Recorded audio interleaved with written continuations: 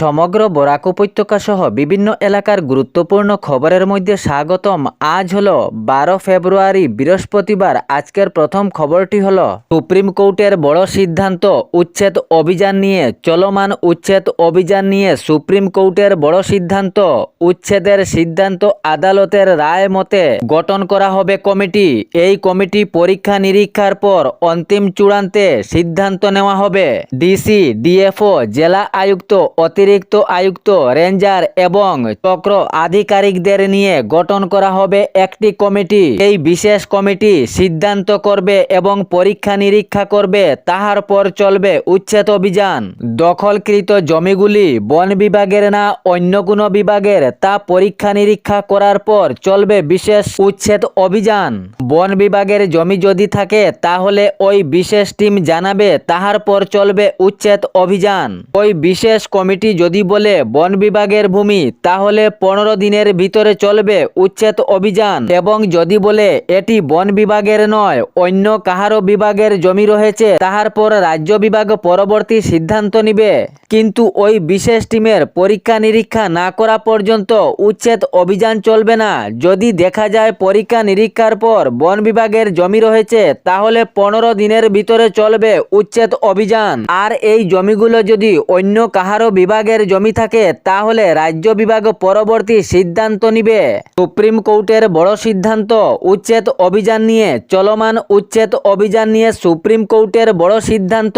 এখন থেকে এক বিশেষ টিমের পরীক্ষা নিরীক্ষার পর চলবে উচ্ছেদ অভিযান। যদি বন বিভাগের হয়ে থাকে, তাহলে 15 দিনের ভিতরে চলবে উচ্ছেদ অভিযান। এর পরবর্তী খবরটি হলো আবারও অসম সফরে আসছেন ভারতের প্রধানমন্ত্রী নরেন্দ্র মোদী। আগামী 14 ফেব্রুয়ারি অসম সফরে ভারতের প্রধানমন্ত্রী নরেন্দ্র মোদী অসম সফরে এসে বেশ কয়েকটি কর্মসূচিতে যোগ দিবেন বলে সূত্রে প্রকাশ পাওয়া গিয়েছে। ওই দিন দিল্লি থেকে যাত্রা শুরু করবেন তিনি এবং গুয়াহাটিতে পৌঁছবেন 12টা 30 মিনিটের সময়। দুপুর 1টা 15 মিনিটে চালু করা হবে গুয়াহাটি উত্তর গুয়াহাটি ব্রিজ। ব্রিজ উদ্বোধনের কাজ সমাপ্ত করে লাচিত ঘাটে আসবেন ভারতের প্রধানমন্ত্রী নরেন্দ্র মোদী। বিভিন্ন আরও কার্যকলাপের মাধ্যমে উনার এ সফর রয়েছে।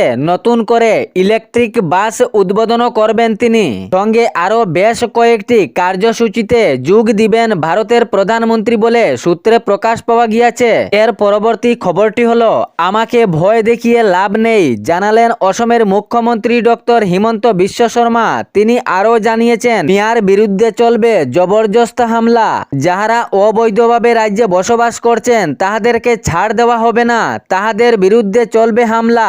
এমত প্রকাশ করলেন অসমের মুখ্যমন্ত্রী ডক্টর হিমন্ত বিশ্ব শর্মা এক সংবাদ মাধ্যমে। সঙ্গে জানিয়েছেন উচ্ছেদ অভিযানও বন্ধ হবে না, চলতে থাকবে এ উচ্ছেদ অভিযান। যাহারা সরকারি জমি দখল করে বসে আছেন তাহাদের বিরুদ্ধে উচ্ছেদ অভিযান বন্ধ হবে না, চলতেই থাকবে উচ্ছেদ অভিযান। সাংবাদিকদের সামনে উনি বক্তব্য রাখতে বলেন, আমাকে ভয় দেখিয়ে লাভ নেই, আমি ভয় পাই না, কারণ আমি সব সময় ন্যায় কাজ করে যাই, সত্য কাজ করি। সত্য এবং ন্যায় কাজে করতে কোনো ভয় নেই, তাই আমি ভয় পাই না, আমাকে ভয় দেখিয়ে কোনো লাভ হবে না, এমনই মত প্রকাশ করলেন অসমের মুখ্যমন্ত্রী ডক্টর হিমন্ত বিশ্ব শর্মা। এর পরবর্তী খবরটি হলো কেন্দ্রীয় স্বরাষ্ট্র মন্ত্রক বন্দে মাতরম নিয়ে এক নতুন নিয়ম জারি করল। গত বুধবার সকালে এক নির্দেশিকা অনুযায়ী সকল সরকারি অনুষ্ঠান এবং শিক্ষা প্রতিষ্ঠানগুলিতে জাতীয় সঙ্গীতের পরে বন্দে মাতরম গান গাওয়া বাধ্যতামূলক জানানো হয়েছে। গান চলাকালীন অবস্থায় সকল জনকে সম্মানপূর্বক ভাবে দাঁড়িয়ে থাকতে হবে। জাতীয় সঙ্গীতের পরে বন্দে মাতরম গান গাওয়া বাধ্যতামূলক সকল সরকারি অনুষ্ঠান এবং শিক্ষা প্রতিষ্ঠানে। কেন্দ্রীয় স্বরাষ্ট্র মন্ত্রক থেকে নির্দেশিকা জারি করা হয়েছে গত বুধবার সকালে।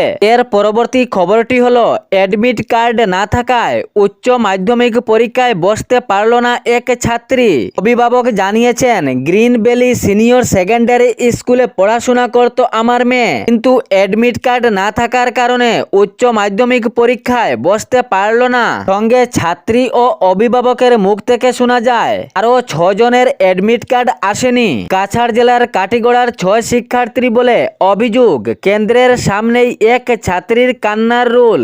কান্নায় ভেঙে পড়ল এক ছাত্রী। অ্যাডমিট কার্ড না আসায় উচ্চ মাধ্যমিক পরীক্ষায় বসতে পারল না। এর পরবর্তী খবরটি হলো ঘৃণা নয় ভালোবাসাই আসামের পথ। মুসলমানদের নিয়ে মুখ খুললেন অসমের মুখ্যমন্ত্রী ডক্টর হিমন্ত বিশ্ব শর্মা। তিনি জানিয়েছেন, মুসলমানদের নিয়ে আমার ঘৃণা কে জানিয়েছে? আমি তো মুসলমানদেরকে ঘৃণা করি না, ভালোবেসেই যাচ্ছি মুসলমানদেরকে। ঘৃণার নজরে আমি তো মুসলমানদেরকে দেখি না, ভালোবাসাই আসামের পথ। তাহলে আমি কিভাবে মুসলমানদেরকে ঘৃণার নজরে দেখব?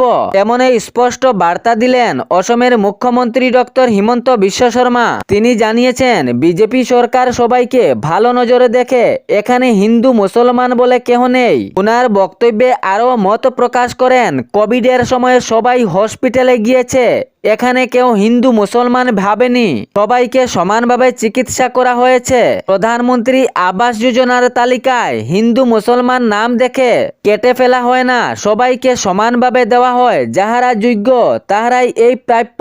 অরুণোদয়ের বেলায় বলেন, অরুণোদয়ের অন্তর্ভুক্তে যারা রয়েছেন সবাই হিন্দু নয় বা সবাই মুসলমান নয়, এখানে হিন্দু মুসলমান ও আরো কিছু রয়েছেন। কৃষি ভাতা সহ বৃদ্ধ ভাতা, সরকারি চাকরি, রেশন কার্ডধারীদের জন্য চাল সহ রেহাই মূল্যের সামগ্রী সবাই সমানভাবে পেয়ে যাচ্ছেন। তাহলে ঘৃণার নজরে কিভাবে মুসলমানদেরকে বিজেপি সরকার দেখছে?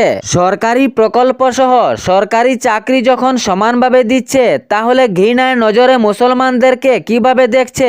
এ কথা কে বলেছে? বিজেপি সরকার তো সবাইকে সমানভাবে দেখছে। প্রসঙ্গে তিনি আরো জানিয়েছেন, কলেজে বিনামূল্যে অ্যাডমিশন হয়েছে, ইহাতে হিন্দু মুসলমান আরো সবাই রয়েছেন, কাউকে তো ঘৃণার নজরে দেখা হয়নি, সবাইকে সমানভাবে অ্যাডমিশন দেওয়া হয়েছে।